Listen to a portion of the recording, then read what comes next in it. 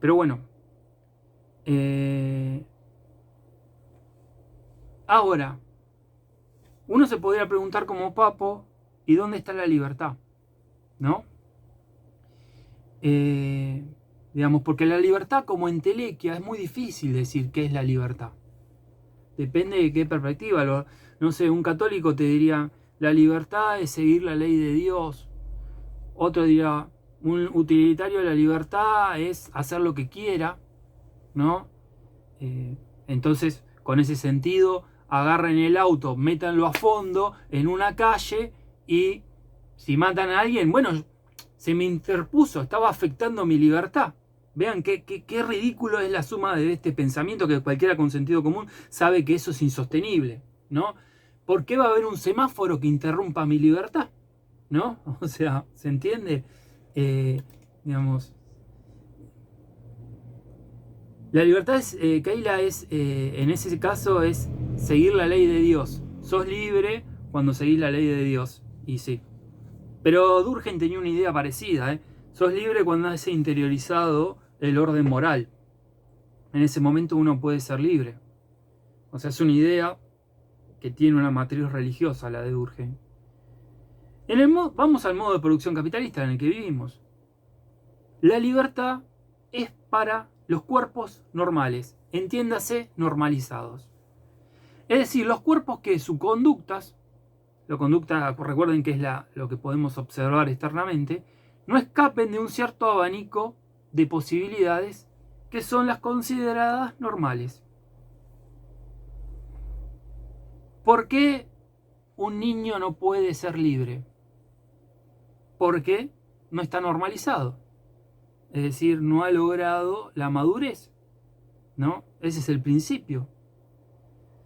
¿Qué quiero decir? Que libertad y normalidad son un eje, van juntos, van de la mano en nuestra sociedad. Para aquel que no es normal, no hay libertad posible, un enfermo o lo que sea, ¿no? Eh, Nosotros somos, digamos, sometidos a un proceso de sociabilización que nos normaliza, que hace que en general tengamos reacciones similares. Y ahora vamos a ver a qué espacios refiere, pero lo que ustedes acá tienen que marcarse es que no se puede, digamos, no se puede ser libre si uno no es normal. Pero no significa que si uno no es normalizado, digamos, si uno es, perdón, normalizado, necesariamente sea libre. ¿Se entiende? Es condición necesaria, pero no suficiente. Por ejemplo, vimos cómo el proletariado es libre de vender su fuerza de trabajo, por lo tanto es una libertad controlada, marcada, estructurada dentro de ciertas relaciones sociales, y si es una libertad controlada, es una no libertad. ¿Se entiende? O sea, está determinado por las relaciones sociales a entrar en la jornada laboral, en la relación salarial. Entonces, no necesariamente por ser normalizado vamos a ser libres, porque cuando entramos en la jornada laboral uno tiene que seguir las órdenes del patrón, que es la tensión que hay ahora con los exámenes de ustedes. El problema no, para mí, personalmente, no es tomar el examen, es cómo quieren que tomen el examen. O sea, imposible tomarle oral. Una cosa es que yo los divida en 3, 4 días, le diga, bueno, a este grupo le tomo tal día, al otro grupo le tomo tal día, tal día, tal día, tal día. Entonces, bueno, ahí vamos desarrollando, pero no hay cerebro que aguante 90 personas un examen. ¿Se entiende? El tema de que no, digamos, de la normalidad es un tema antiguo en Occidente. No es algo que descubra Nievas o que descubra los sociólogos. De hecho, Aristóteles había estudiado al hombre normal, porque entendía que todos digamos, llevamos impreso ese hombre normal más o menos en nosotros. Y Pascal también había pensado en el hombre medio.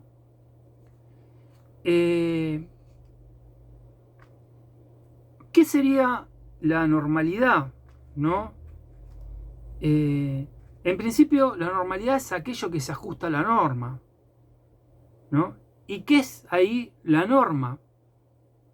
Es un concepto diferente al de regla. Por lo tanto, si ustedes estudian derecho, acá tienen que tener cuidado. Si yo les pregunto en un examen cuál es la diferencia entre norma y regla, no confundirse con lo que pueden haber estudiado en sus materias de derecho, digamos, jurídicamente tienen otro sentido estos conceptos.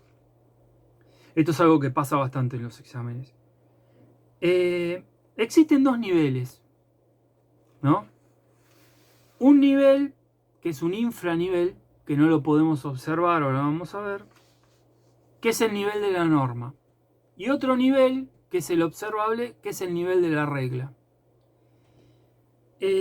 La norma es lo que rige nuestra conducta, ¿no? Pero tiene un problema. No puede ser expresado de forma verbal, escrita, ni es algo que tenga que ver con una especie de derecho consuetudinario. No me sale la palabra. Bueno, estoy cansado, viernes a la noche. Es decir, la norma no aparece en el plano de la conciencia, no la podemos verbalizar, no la podemos decir. La regla, ¿no? Sí aparece en la conciencia. Y es el espacio donde se asienta y se constituye nuestro sentido común. E incluso es donde está nuestra subjetividad, por eso es lo que digo de sentido común. Ahí las conciencias aparecen fragmentados. Entonces, ¿observan la diferencia? Uno es en el espacio de la conciencia, de lo que podemos decir, no en términos psicológicos, sino que uno somos conscientes de por qué estamos actuando y en el otro caso no somos conscientes, en el caso de la norma. Pero esto no es inconsciente, este es otro error que suele pasar mucho en los exámenes, decir inconsciente. Esto no es psicología, inconsciente es otra cosa, sino que es previo a la conciencia. En tanto que es previo a la conciencia, la norma es una formulación positiva del poder, es decir, cuando digo positiva no es de buena onda, qué bueno que somos, sino que constituye flujos, elimina trabas, crea potencialidades, mientras que la regla vendría a significar esto de todo lo que está, digamos, todo lo que no está prohibido está permitido. Es decir, es una formulación negativa del poder. Prohíbe, interrumpe, marca, digamos, uno construye posibilidades y el otro obtura posibilidades. ¿Se entiende? Regla obtura, norma construye. ¿Y qué está pasando acá? Lo que nos está haciendo referencia Flavián es que la sociología fue evolucionando, es decir, se fue volviendo más compleja y nosotros vimos teorías de sociabilización en un punto que es la teoría durkheimiana, ¿no? Cómo se integra y cómo se regula a los individuos, ¿se acuerdan? Que es sobre esos dos grandes parámetros, por ejemplo, podemos organizar la tipología de los suicidios. Digamos, cómo se logra captar al individuo, ¿no? Y cómo se logra regular, cómo se le plantea una idea de bien y cómo se regula un sistema de reglas. La regla, acá me están preguntando, la regla lo que hace es limitar, es una formulación negativa, digamos, interrumpe, prohíbe, mientras que la norma construye flujos, elimina trabas, ¿se entiende? Es decir, es algo positivo y lo otro, la regla sería algo negativo. Volviendo a la teoría de modernas de la sociabilización, indudablemente nosotros en el proceso de sociabilización internalizamos valores, ¿no? Definitivamente es así, Durkheim estaba totalmente en la razón. Lo que no observaba Durkheim, que además la sociabilización incluye la construcción social de nuestro cuerpo. Y nosotros, ¿cómo del cuerpo? Si el cuerpo es algo biológico. Nuestros gestos, nuestras posturas, nuestro modo de comportarnos. Les diría, hoy está haciendo frío, ¿no? Para los que somos team invierno estamos en el mejor de los mundos. Y hay gente que es la gente del mal, que es el team del verano, ¿no?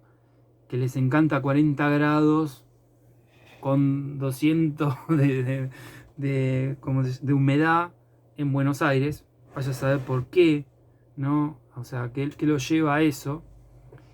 No, acá no hay tibio, Francisco. No sos primavera, o sea, sos verano o sos invierno. No existe lugar para, ¿cómo se llama eso? No hay nada más rico que una cerveza en invierno. Eso es así. Una cerveza bien fría es como el helado. O sea, pero bueno, más allá de eso, ¿no? Como es, claro, eso estamos de acuerdo, ahí es en todas las estaciones. Más allá de eso, nuestro cuerpo está, digamos, sociabilizado en un espacio que lo hace apto para producir y reproducir ese orden social. ¿Qué quiere decir? Si a nosotros mágicamente nos sacaran de nuestro orden social y nos llevaran, por ejemplo, al modo de producción feudal, no aguantaríamos 5 minutos. Nuestro cuerpo o enfermaría a los demás o nosotros nos enfermaríamos, pero no es un cuerpo que esté preparado para sobrevivir en ese espacio, ¿no? Un ejemplo que está en el libro, cuando se terminó de ocupar la Patagonia, ¿no? de conquistar la Patagonia, en decir, de matar, digamos, llevar a los pueblos originarios a trabajar a las casas de las grandes familias patricias argentinas, etcétera, etcétera. Se había recién federalizado la ciudad de Buenos Aires. Y eso implicó que la provincia de Buenos Aires tuviera que cambiar la capital. Ustedes saben que Ciudad de Buenos Aires y Provincia de Buenos Aires son una unidad histórica, ¿no? O sea, solamente gente que no conoce la historia piensa que puede existir una especie de separación por una autopista o por un río, ¿no? En realidad, la federalización fue un acto, digamos, de constitución del Estado-Nación, y eso implicó hacer una nueva ciudad que es La Plata. La Plata era una ciudad súper de avanzada en su época, una ciudad que se diseñó de cero y que expresaba una época donde las élites argentinas, en términos de que tanto les gusta hablar a élite, pero la oligarquía argentina todavía tenía un proyecto general de nación, no había entrado en la decadencia de poner a un póster atrás. Yo estaba a punto de poner un póster hoy, ¿no? Para hacer que estoy dando la clase, ¿no? Me falta Jesucristo de un lado, ¿no? Y el póster, ¿no? Digamos, todavía tenían ese espacio, ¿no? De pensar una nación, ¿no? Obviamente una desigual, todo, pero definitivamente uno le debe reconocer que tuvo momentos importantes en la historia. La construcción de La Plata es un momento, y como toda ciudad embebida en el espíritu positivista del racionalismo, etcétera, etcétera, tenía un museo, ¿no? Tenía un museo. Y ese museo es uno de los mejores museos que hay acá, en la Argentina. Cuando se ocupó Tierra del Fuego, se ocupó no por amor a la humanidad, se ocupó para hacer dinero del dinero, y se trajo a personas, a individuos, creo que eran mujeres, de los pueblos originarios a vivir a La Plata. Esas personas vivían desnudas en Tierra del Fuego. Piensen que más de eso al sur no hay nada hasta que lleguen a la Antártida, o sea, digamos, es súper frío, digamos. Cualquiera de nosotros nos enfermaríamos y nos moriríamos en esas condiciones, ¿no? Nuestro cuerpo no lo sobreviviría. Esas personas su cuerpo estaban adaptados a eso, ¿no? Cuando las trajeron a la civilización, entre comillas, las vistieron, las abrigaron y las mataron. No con intención, sino que todo ese acto hicieron que su cuerpo no se pudiera adaptar, porque su cuerpo estaba construido socialmente para sobrevivir a ese espacio. Piensen otra cosa. ¿Cuántos de ustedes podrían aguantar latigazos estacados, como un gaucho? ¿No? Sí, Johnny, tal cual. Pero ¿cuántos de ustedes podrían, ¿cómo se llama?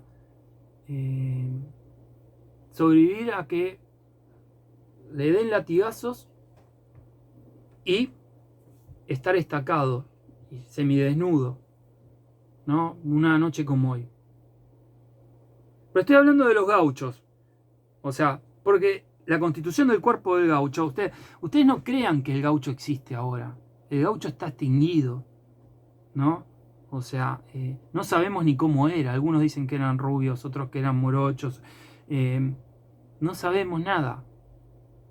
O sea, el gaucho lo mataron junto al indio en Argentina, ¿no? O sea, si ustedes se piensan que ¿se acuerdan que hace un tiempo hubo unos vestidos de gaucho en la feria rural que hablan? Esos no son gauchos. O sea, son tan gauchos como yo. O sea, no. A ver, el gaucho... primero la China estaba descalza, ¿no? Que era, digamos, la pareja, ¿no? El gaucho sabía elegir, sabía orientarse. Una de las cosas que nosotros no sabríamos hacer en la pampa de aquel momento es dirigir para dónde ir. Un día nublado no podríamos distinguir el norte del sur y difícilmente nos pudiéramos mover. ¿Por qué? Porque en realidad la pampa originaria en Argentina no tenía árboles, entonces era similar al mar, una gran pradera verde y llana, sin accidentes. Y sin accidentes nosotros no sabemos para dónde ir. ¿Se entiende? No sabríamos cómo orientar, no sabríamos cómo tomar agua. Si tomamos agua de un arroyo, por más que esté natural, digamos, no contaminado por la mano humana, nos liquida. Entonces, el gaucho sabía cómo sacar agua. Si se enfrentan con un yaguareté, cosa que se podrían hacer, o con una jauría de perros, ¿cuántos de ustedes son valientes de enfrentarse? O los agarra un perro caniche y ya están temblando, ¿no? Digo, no me quiero hacer que yo era valiente también. Si veo un yaguareté, trataré de rajar. Pero estos tipos sabían qué hacer. ¿Se entiende? Sabían vivir en los fortines del sur, donde, por ejemplo, en Bahía Blanca, en verano hace 40 grados, o sea, es peor todavía que Buenos Aires, y en invierno hace menos 10, menos 15 grados, ¿no? No teniendo un espacio de intimidad. Fíjense cómo los cuerpos quedaban deshonrados cuando las mujeres eran atrapadas por el malón. ¿Qué pasaba con las mujeres que eran atrapadas con el malón, por el malón? ¿Podían volver a la cristianía? Y si volvían, ¿en qué condiciones volvía a la cristianía? ¿No? Entonces, fíjense, entiendan que esos cuerpos habían sido construidos socialmente para ser disciplinados, esta violencia explícita, y nosotros no necesitamos tanta violencia para hacer lo que debemos hacer. Somos mucho más dóciles que los que nos antecedieron, que biológicamente no nos antecedieron seguramente, pero digo, ¿qué quiero decir? Nosotros no necesitamos que nos den un latigazo. Con solamente ofrecernos el último celular, nosotros nos vamos a endeudar solos.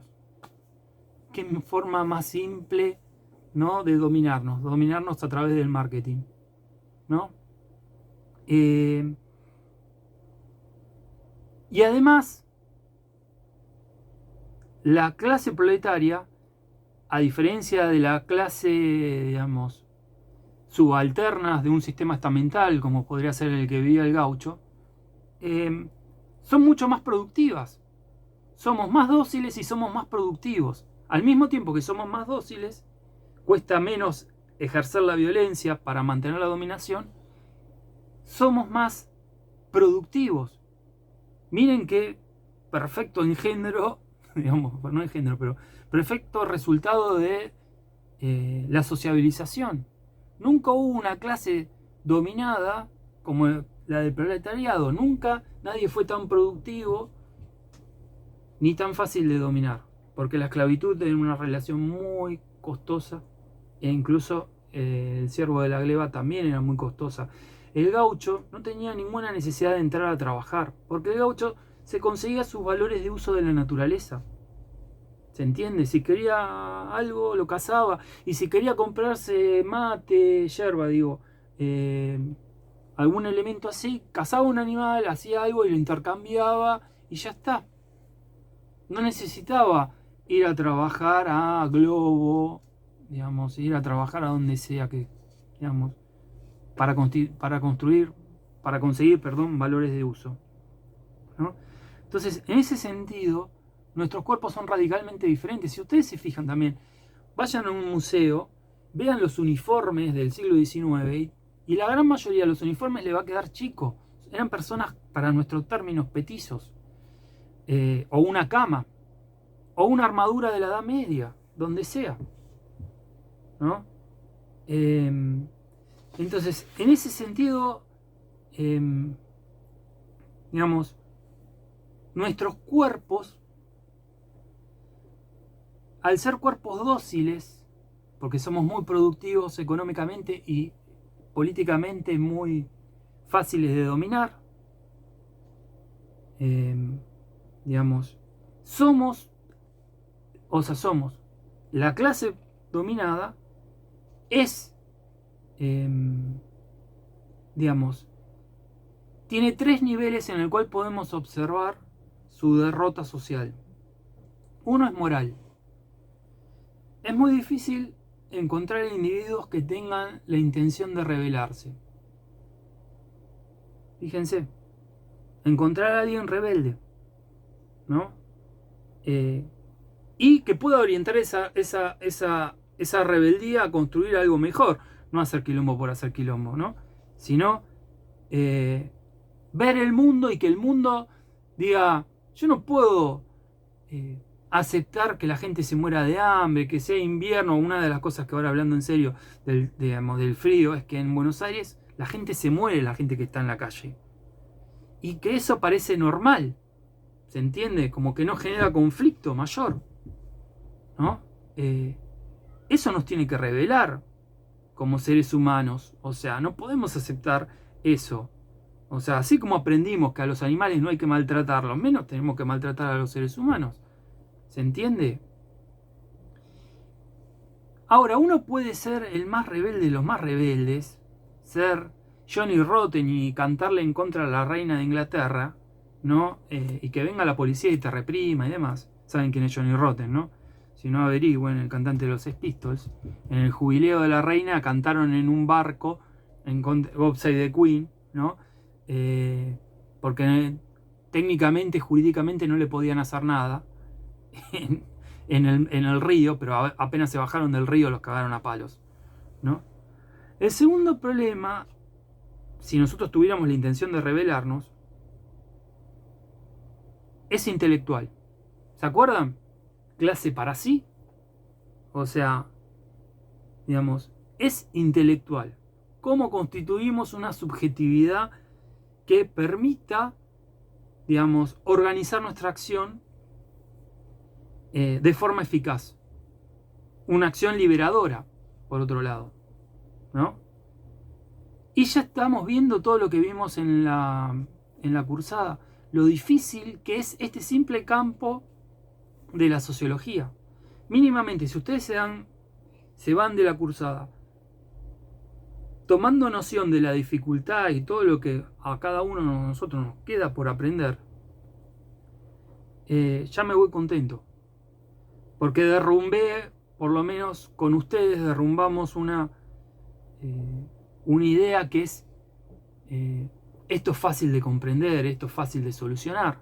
Por lo tanto, personas como los neoliberales no van a tener lugar, o personas como los antivacunas no van a tener lugar, o personas como los posmodernos no van a tener lugar.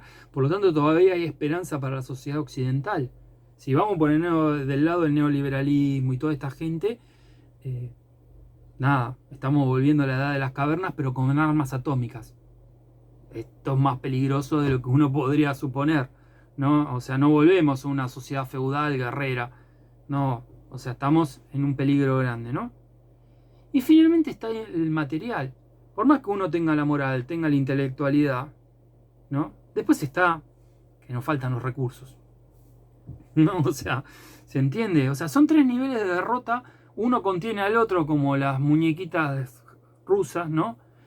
Y son buenos cerrojos, ¿no? Y construyen este cuerpo, digamos, obediente, que perdió la capacidad de rebelarse. Y lo más interesante es que tiene impregnado los valores del dominante, y al tener impregnado los valores del dominante, ya el dominante ganó antes de enfrentarse. ¿Se entiende? Sería como que ustedes fueran a jugar un cualquier deporte y pensaran, no, el otro me va a ganar, me va a ganar, me va a ganar, no, no puedo hacer nada. Ya está.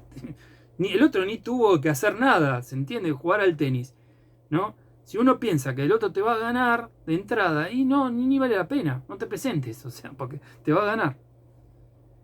Acá es mucho peor, porque en realidad, si pensamos las soluciones de los valores del dominante, estamos en problemas. Pero esto además significa que no es tan sencillo ni tan mecánico como algunas teorías dicen, que especialmente los que estudian en algún momento quieren ser docentes y demás. No seamos ingenuos en creer en posturas como la de Freire, que son discursos hermosos, pero tienen la ingenuidad de creer que nosotros le vamos a cambiar la cabeza a las personas. Porque ni siquiera es así.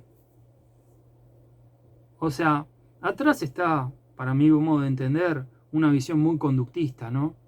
Pero en principio la dominación no viene de la cabeza al cuerpo, sino que va del cuerpo a la cabeza. Como fuimos construidos socialmente, expresamos la dominación y así construimos nuestra conciencia.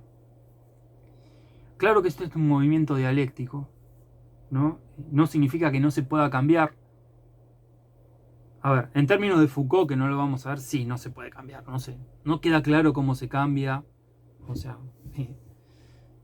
Pero en términos de Marx, claramente, digamos, el desarrollo histórico, digamos, varía, muta, y va a cambiar. El tema es para dónde más o menos lo podemos dirigir, ese cambio. Lo único de la certeza que tiene Marx es que va a cambiar, digamos. Olvídense del Marx que se es presentado como un profeta, como un no sé qué, y es descalificado. Primero lo presentamos mal y después lo descalificamos. Y bueno, olvídense de eso. Piénsenlo como lo que era un científico, que además tenía actividad política, como todos los científicos. Einstein la tenía.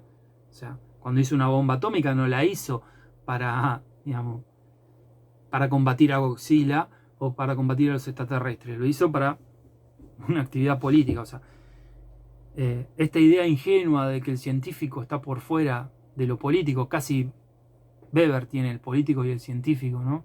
Como dos esferas, y después en la realidad es mucho más difícil. A ver, para ir cerrando, ¿cuáles son los problemas para pensar la reproducción del orden social? ¿No? ¿Por qué todos hacemos lo que debemos hacer sin que nadie nos domine? Estas preguntas, o sea, ¿cómo es que se constituye nuestra sociabilización incluso en los gestos? Si uno lo observara, esto cuando digo, si uno observara el cuerpo de un varón y el cuerpo de una mujer sin el cruce de la cultura encima, ¿no? No son cuerpos tan diferentes. Obviamente está la diferencia obvia, ¿no? Pero más allá, después está toda la interacción de la cultura en ambos tipos de cuerpos que constituyen, digamos, una imagen corporal para uno y una imagen corporal para otra. Esto igual ahora está en crisis, pero piensen en el siglo XX, el hombre de traje, pelo corto, afeitado, ¿no? Y la mujer con el peinado de peluquería, maquillada, con tacos altos y digamos, bollera y ese tipo de cosas. ahí claramente se resaltaba dos polos.